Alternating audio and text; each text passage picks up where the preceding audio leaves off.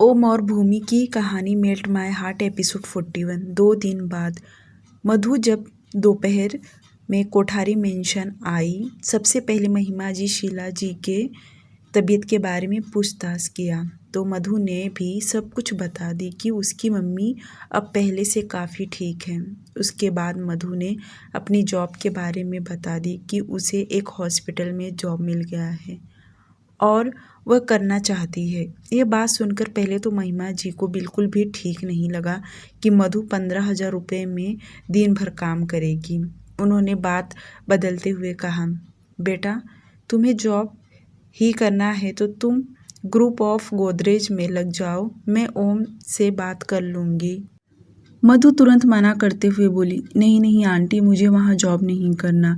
यह हॉस्पिटल बहुत ही अच्छा है और मैं इसके पहले कॉल सेंटर में काम की हूँ। मुझे इसका एक्सपीरियंस भी है और मुझे रिसेप्शनिस्ट का ही काम करना है, ज़्यादा लोड भी नहीं रहेगा। मधु ने बहुत कुछ महिमा जी को बता दिया। महिमा जी ने भी उसे रोका नहीं, बल्कि उन्होंने हाँ कह दिया। और कुछ देर में जब विधि को पता चला कि मधु अब जॉब करेगी तो उसे बुरा लगा। उसे यही लगा कि कहीं वह हम लोगों से परेशान तो नहीं हो गई। अगर परेशान भी होगी तभी कभी किसी को बताएगी नहीं।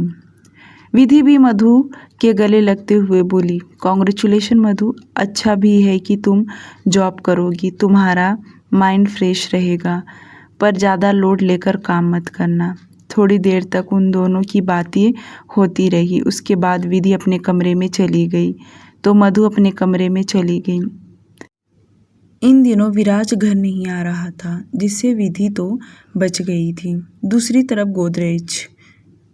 2 दिन पहले जब दिनेश जी ने काशी जी को बताया था तभी उन्होंने महेश जी को बता दिया कि अपने बेटे को काबू में रखे वरना ठीक नहीं होगा, जिसके चलते महेश जी ने ऑफिस में ओम को बुलाकर इसके बारे में बात किया।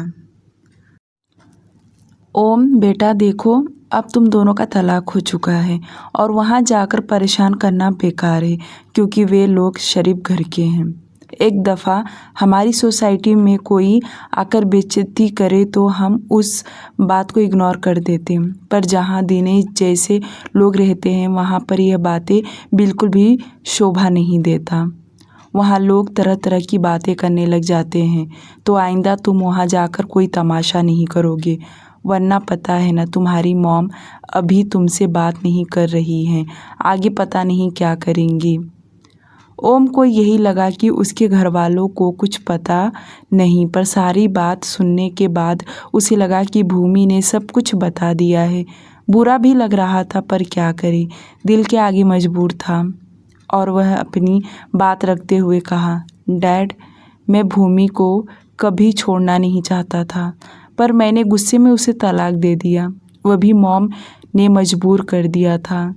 जितना मैं भूमि से गुस्सा हूँ उससे ज़्यादा मॉम से, क्योंकि सबसे ज़्यादा उन्होंने मुझे उस दिन मजबूर किया तलाक देने के लिए। उन्होंने भूमि का साथ दिया। महेश जी देख सकते थे कि उनका बेटा समझने के बजाय दूसरों पर इल्ज़ाम लगा रहा है, पर बात को समझने की कोशिश नहीं करेगा। महेश जी को यही लगा कि उनका बेटा पहले नहीं बात को समझा तो अब क्या समझेगा, उसे समझाना ही बेकार है। उन्होंने अपना मुंह बुरा सा बना लिया, जो देख ओम को लगा कि उसकी तकलीफ़ कोई नहीं समझ रहा। ओम उठा और अपने कैबिन में चला गया। ओम अपने कैबिन में आया तो अपने मोबाइल ले भूमि को कॉल करने लगा, पर उसका मोबाइल नॉट रीचेबल बता रहा था, जो सुनकर ओम गुस्से में खुद से कहा, इतना बिजी तो मैं नहीं रहूँगा जितना बिजी ये रहती है। ऐसा क्या काम कर रही है जो इसने मोबाइल बंद कर दिया। ओम रात में घर नहीं आना चाहता था, पर कुछ सोच कर घर आ गया। इस वक्त कमरे में सन्नाटा छाया हुआ था, क्योंकि सभी लोग सो रहे थे और वह जब सीढ़ियों से चढ़ते हुए अपने कमरे के तरफ जा रहा था तभी उससे रोशनी के कमरे का दरवाज़ा खुला था और लाइट चालू होने की वजह से उजाला दिखाई दे रहा था, जो देखकर ओम उसके कमरे के पास रुक गया। उसके मन में आया कि शायद रोशनी जग रही होगी। वह फिर अपने कमरे की तरफ कदम बढ़ा दिया, पर कुछ सोचकर वह रुका और पीछे आया। कमरे का दरवाज़ा खोलकर कदम अंदर रखा। अंदर जाने के साथ उसने आवाज़ भी लगाया, रोशनी सो गई तुम? ये बोलते वक्त वह एकदम कमरे में चला गया, पर रोशनी बेड पर नहीं थी, बल्कि जहाँ उसका स्टडी करने का टेबल था वह वहीं बैठी सो गई थी। और कमरे का लाइट पूरा चालू था और साथ ही साथ में उसने अपने कान में ईयरफोन लगाकर इमोशनल गाना भी सुन रही थी। ओम ने सबसे पहले उसके कान से ईयरफोन निकाला और अपने कान में लगाकर सुना, जो रोशनी दर्द भरा सॉन्ग सुन रही थी। कहीं बनकर हवा उड़ तो ना जाओगे, कहीं बनकर घटा दिल पे छा जाओगे। जब से तुमको देखा मैंने जिया बेचैन है, नींद नहीं आती मुझको दिल चाहे रैन है। तेरे ख्वाब देखे हरदम दिल नहीं मानता, तू है मेरी आशिकी बस और नहीं जानता। ओम को सबसे बड़ी बात यह लगा कि वह कमरे में आ गया और उसके कान से ईयरफोन निकाला तो भी रोशनी सोई हुई है। तो उसके चेहरे पर हाथ फेरा, तभी भी वह उठी नहीं, तो उसने उसे झकझोरते हुए उठाया।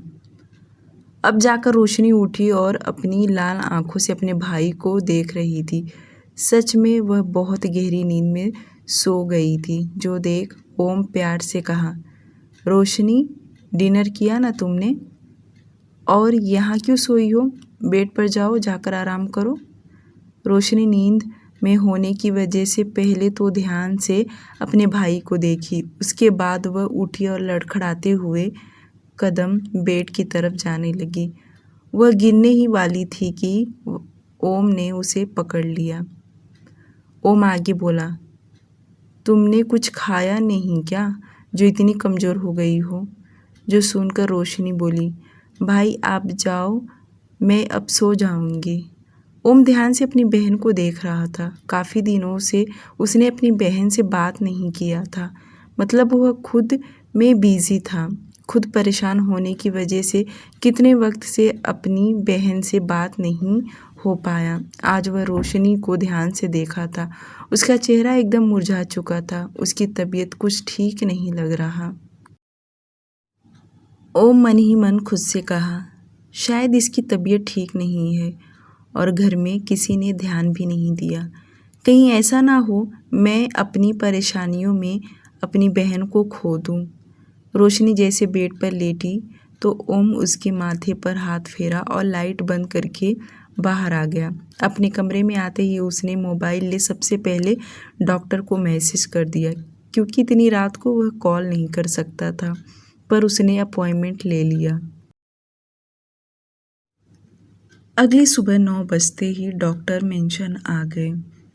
उन्हें देखकर काशी जी आश्चर्यचकित होते हुए पूछी, क्योंकि घर में तो किसी की तबीयत खराब नहीं था। तो डॉक्टर ने बताया कि ओम ने रात को अपॉइंटमेंट लिया है। काशी जी को लगा कि शायद ओम बीमार है। जब डॉक्टर ने डिटेल्स में बताया कि मिस रोशनी का चेकअप करना है, काशी जी तो सोच में पड़ गई कि रोशनी को क्या हो गया। उन्होंने तुरंत रोशनी को नीचे बुलवाया। रोशनी तो कहने लगी, मैं तो ठीक हूँ। ओम कुछ देर बाद जब नीचे आया तो सभी लोग अपने अपने सवाल लेकर उसकी तरफ देख ही रहे थे। ओम सोफे पर बैठते हुए कहा, डॉक्टर आपने मेरी बहन का चेकअप किया? डॉक्टर ने ना में सिर हिला दिया। वहीं रोशनी आगे आते हुए बोली, भाई मैं तो ठीक हूँ, आपने डॉक्टर को क्यों बुलाया? मुझे कुछ नहीं हुआ है। यह सुन ओम बोला, पता है तुम्हें कुछ नहीं हुआ, पर कुछ होगा उससे पहले तुम्हारा इलाज करवाना ठीक है, क्योंकि तुम ठीक नहीं हो। ओम का इतना कहना कि रोशनी बुरा सा चेहरा बना ली। बाकी के घरवाले कुछ बोले नहीं। उन्हें लगा कि शायद हो सकता है कि रोशनी की तबीयत ठीक ना हो, इसलिए तो ओम ने डॉक्टर बुलाया। डॉक्टर ने रोशनी का चेकअप किया। उन्होंने उसका ब्लड भी लिया ताकि हॉस्पिटल ले जाकर लैब में चेक कर सके। उसके बाद डॉक्टर ने जाने से पहले कहा कि एक बार पेशेंट को हॉस्पिटल ज़रूर विजिट करवाएं। ओम ने हाँ में सिर हिला दिया और राका से कहा कि वह रोशनी को दोपहर में हॉस्पिटल लेकर जाए। रोशनी कॉलेज के लिए चली गई थी, पर उसने पूरा लेक्चर अटेंड नहीं की क्योंकि हॉस्पिटल भी जाना था और राका उसे पिकअप करने कॉलेज ही पहुंचा। उसके साथ वह हॉस्पिटल गई। डॉक्टर ने उसका चेकअप किया। ओम जैसे मीटिंग से फ्री हुआ कि उसने तुरंत डॉक्टर को कॉल लगाया, क्योंकि सुबह में भी उसने डॉक्टर से बात कर लिया था। डॉक्टर ने साफ साफ शब्दों में बताया कि रोशनी अभी ठीक है, पर कुछ रिपोर्ट में ऐसे आया है जो नहीं आना चाहिए था, क्योंकि वह डिप्रेशन की शिकार हो रही है। डॉक्टर के मुंह से ये सब सुन ओम तो शॉक्ड हो गया। वहीं डॉक्टर आगे बोले, पेशेंट जितना शांत, अकेला, गुमसा रहेगा, वह बहुत जल्द डिप्रेशन, पागल का शिकार हो जाएगा। आप लोग उसके साथ जितना बात करेंगे, उसे खुश रखेंगे, वो बहुत जल्द ठीक हो जाएगी, क्योंकि अभी सिर्फ स्टार्ट हुआ है। यह कंट्रोल में हो सकता, पर काफ़ी वक्त तक यह ऐसी ही रही तो उसे ठीक कर पाना मुश्किल हो जाएगा। डॉक्टर की बातें सुनकर ओम को बहुत बुरा लगा। उसने कॉल काट दिया और सोच में पड़ गया। ओम को तभी डाउट रात में ही आया था, जब उसकी बहन इतना दुख भरा गाना सुन रही थी। वह मन ही मन खुद से फैसला लिया कि वह अपनी बहन का पूरा ध्यान रखेगा, उसे पहले जैसा बनाएगा। ओम को अब कहीं ना कहीं ऐसा लग रहा था कि सिर्फ काम के वजह से फैमिली में इतनी दूरियां आ गई हैं। अगर वक्त रहते रिश्तों की कदर कर लिया जाए तो यह नौबत नहीं आएगा। आज भूमि भी उसके पास होती और उसकी बहन की हालत न होता। ओम अंदर ही अंदर लाचार हो रहा था। उसका भी दर्द बढ़ते जा रहा था, पर बताए किसे, सुनाए किसे, कौन है उसका दर्द समझने वाला। घर वाले तो उससे नाराज़ हैं और इन सब का कारण भी वही बना हुआ है। पर ओम खुद को रेडी किया कि वह सब कुछ ठीक कर देगा, सब पहले जैसा हो जाएगा। एक हफ्ते बाद पूरे एक हफ्ता बीत गया था भूमि को मुंबई से कश्मीर गए हुए। भूमि इस वक्त कश्मीर के गुलमर्ग गांव में रह रही थी। उसके नानी के मायका यहाँ पर था। अब यहाँ ज़्यादा लोग नहीं रहते, सब सिटी में रहने लगे थे, पर कुछ लोग रिश्तेदार रह गए थे जो बगीचे का देखभाल करते थे। भूमि जिस दिन आई उसे उस दिन अच्छा तो नहीं लग रहा था, पर जब दूसरे दिन से वे बगीचे में जाने लगी तब उसे बहुत अच्छा लगने लगा, क्योंकि वहाँ पर वह अपने हाथों से फल तोड़ा करती थी। वहाँ की वादियाँ ही बहुत खूबसूरत थी, जिससे उसकी मन यहाँ लगने लगा। इधर मुंबई में ओम जिस दिन से उसके डैड ने उसे चेतावनी दिया था, उस दिन से एक बार भी भूमि को कॉल नहीं किया, क्योंकि उसी दिन से उसे अपनी बहन का तबीयत के बारे में पता चला था। वह ज़्यादा उस पर ध्यान दे रहा था। ओम इन दिनों घर जल्दी आ रहा था, क्योंकि उसने रोशनी के लिए जिम लगवाया और डॉक्टर को स्ट्रिक्टली कहा कि वह उसकी बहन के इलाज में कोई लापरवाही ना करे। जल्द से जल्द वह ठीक होनी चाहिए। रोशनी जल्दी ठीक हो, इसलिए ओम ने बेस्ट डॉक्टर हायर किया। ओम डिनर करने के साथ साथ रोशनी से ढेर सारी बातें भी करता, बल्कि हर रात एक राउंड उसके कमरे में लगाता था, ताकि वह अच्छी नींद ले रही है या नहीं। अगर वह नहीं सोई थी तो वह उसके साथ बातें करता था। कहने के लिए तो दोनों भाई बहन बहुत अमीर खानदान के बच्चे थे। इतने बड़े मेंशन में उनका मन कहीं नहीं लगता था और टूटे के बिखरे हुए थे। सिर्फ लोगों को दिखाता था कि दोनों ठीक ठाक हैं, पर ऐसा बिल्कुल भी नहीं था। काशी जी भी देख सकती थी कि आजकल ओम के बिहेवियर में काफ़ी बदलाव आया है, पर उन्होंने एक बार भी उससे बात नहीं की, क्योंकि उसके वजह से उनका घर बिखर चुका है। उनकी पसंद की लाई हुई बहू हमेशा के लिए घर छोड़कर चली गई। आज तक उनके घर में किसी का भी तलाक नहीं हुआ था, पहली बार हुआ है। यह सब कुछ काशी जी इतनी आसानी से अपने बेटे को माफ़ नहीं कर सकती थी, इसलिए वह खाना खाते वक्त भी ओम को इग्नोर कर देती। ओम अपनी मॉम से बात तो करना चाहता था, पर ऐसे नहीं। वह चाहता था जिस तरह उसकी मॉम पहले उससे बात करती थी अभी भी वैसे करे, पर काशी जी तो नज़र भी उठाकर उसके तरफ नहीं देखी। इतनी सारी बातें उसे जख्म दे रहे थे। शाम का समय ओम जब ऑफिस से बाहर निकला तो भूमि को कॉल लगा रहा था, पर उसका कॉल नहीं लग रहा था।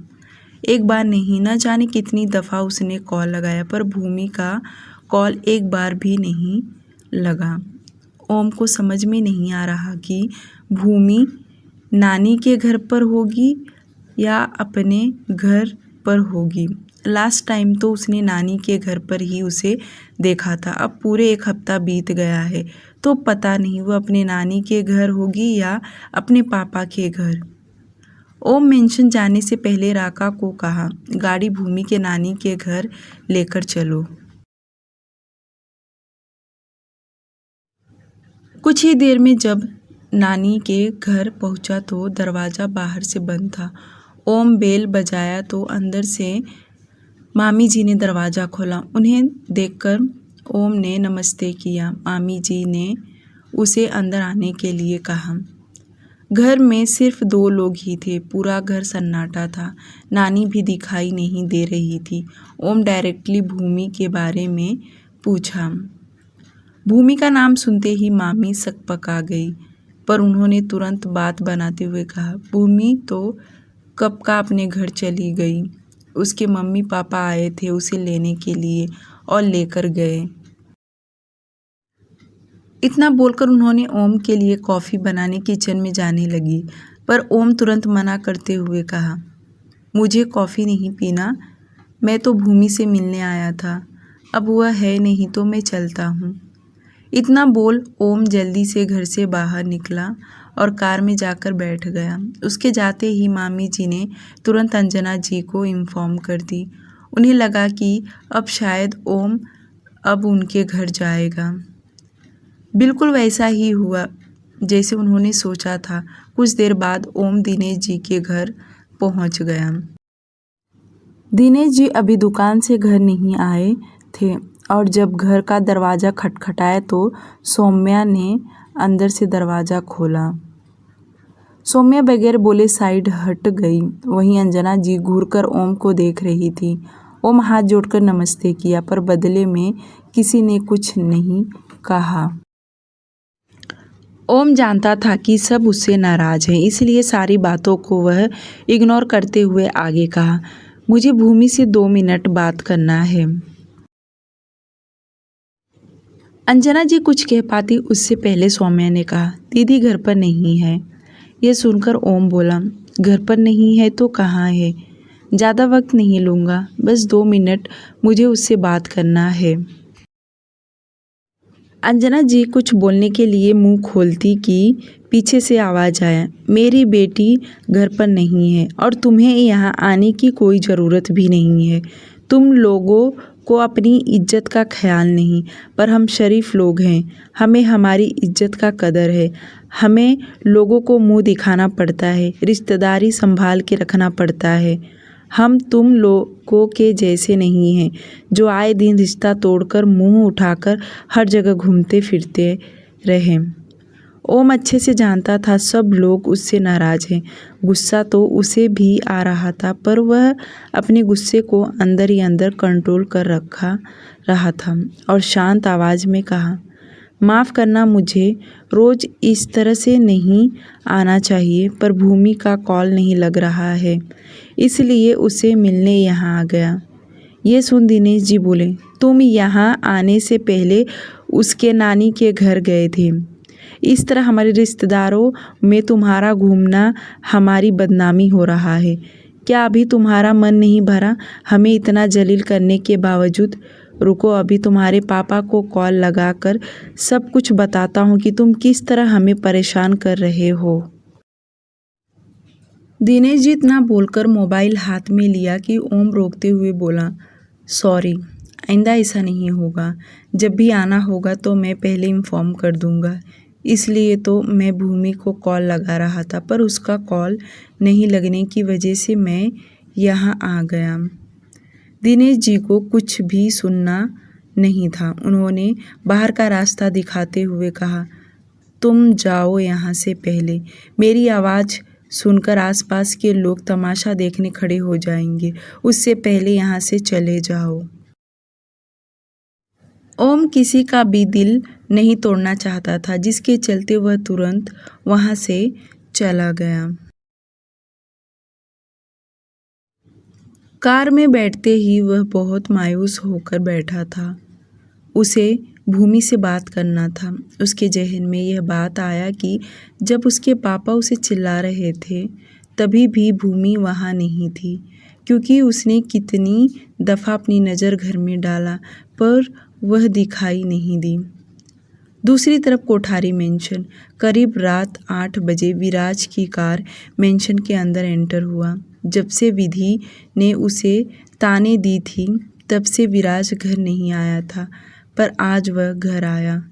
विराज कार से उतरा और तेजी से चलते हुए मेंशन के अंदर जा रहा था। वह अंदर जैसे जा रहा था कि अंदर से मधु आ रही थी। 1 सेकंड नहीं लगा, दोनों टकरा गए। विराज घर जल्दी आया था तो वहीं ऊपर से विधि ने अपने भाई की कार देख लिया और वह अब नीचे सीढ़ियों से उतरते हुए आ रही थी। अपने सामने का नज़ारा देखी। यह नज़ारा देखकर एक पल के लिए विधि भी घबरा गई। वहीं मधु जल्दी से 2 कदम पीछे होकर विराज से माफ़ी मांगने लगी। उसने आज नेवी ब्लू कलर का ड्रेस पहनी हुई थी। टकराने की वजह से उसका दुपट्टा एक साइड कंधे से सरक गया, पर उसका ध्यान नहीं था। वह तो माफ़ी मांगने लगी। विराज को गुस्सा तो आया। वह उसे कुछ बोलता कि उसकी नज़र सामने सीढ़ी पर खड़ी विधि पर गया, जो मधु को गुस्से से देख रही थी। विराज बगैर कुछ बोले सीधे चलते हुए सीढ़ियों की तरफ जाने लगा। वैसे अब तक उसका गुस्सा ठंडा हो गया था और वह विधि को इग्नोर करते हुए ऊपर अपने कमरे में आ गया। उसके जाते ही मधु अपने आप को डांट लगाने लगी। मधु, कहाँ है तेरा ध्यान? देख के नहीं चल सकती? कितना गुस्से में दिख रहा था, कहीं तुझे उड़ा न देता।